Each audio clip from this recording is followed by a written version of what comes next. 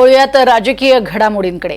गेले 3 दिवस राज्याच्या दौऱ्यावरती असलेले भाजपचे वरिष्ठ नेते आणि केंद्रीय गृहमंत्री अमित शहा यांनी राज्यातील स्थानिक स्वराज्य संस्थांच्या निवडणुकीचा आढावा घेतला।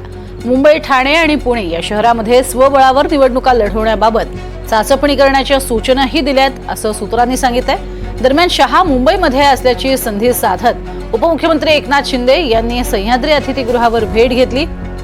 या भेटीमध्ये शिंदेंनी मुंबईतील जवळपास 107 जागांची मागणी केली असं सांगण्यात येते। अधिक माहिती घेऊयात राहुल कुलकर्णी यांच्याकडनं। राहुल, काय नेमके वारे वाहत आहेत आणि सध्या जी माहिती येते की शहांची भेट घेऊन 107 जागा मागितल्यात शिंदेंनी, काय अधिक तपशील? ही बातमी दैनिक लोकमतनं प्रकाशित केली आहे आणि त्या बातमीप्रमाणे मुंबई, ठाणे आणि पुणे महानगरपालिका स्वबळावर लढण्याचे अमित शहा यांनी संकेत दिलेत। आणि ही जी 227 मुंबई महानगरपालिकेमध्ये नगरसेवकांचं संख्याबळ आहे त्यापैकी 107 जागा आपल्याला लढायची संधी द्या असं एकनाथ शिंदे यांनी सांगितल्याचं म्हटलं जातं।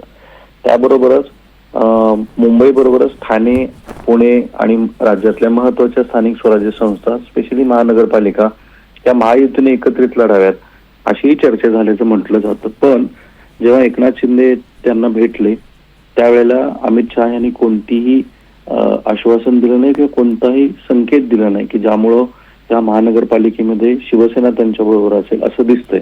मुंबई, ठाणे आणि पुणे महानगरपालिका जर स्वबळावर भाजप लढणार असेल, जो आधीपासूनचा भाजपचा भाव आहे, आपल्याला आठवत असेल तर 2017 मध्ये पहिल्यांदा महायुतीतला तेव्हाच्या युतीतला घटक पक्ष शिवसेना आणि भाजप स्वतंत्र लढले होते आणि नगरसेवकाच्या संख्याबळामध्ये केवळ 2चं अंतर होतं। 84 शिवसेना आणि 82 अशा पद्धतीनं मित्र पक्ष। तर आता जर ती संधी आली असेल तर ती का सोडावी असा भाजपात विचार असू शकतो।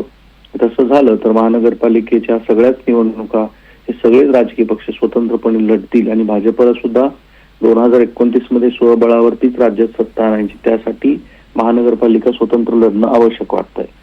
नक्कीच। मात्र या पूर्वी सुद्धा हे सुतोवाच केलेलं होतं स्वतः मुख्यमंत्र्यांनी की आम्ही जिथे शक्य आहे तिथे युती करू, मात्र जिथे जिथे आमचा स्वबळाचा नारा असेल तिथे आम्ही लढू, जसं त्यांनी म्हटलेलं होतं। आणि तशाच स्वरूपाचे सध्या वारे वाहताना पाहायला मिळत आहेत। तुर्तास धन्यवाद या संपूर्ण माहितीसाठी राहुल।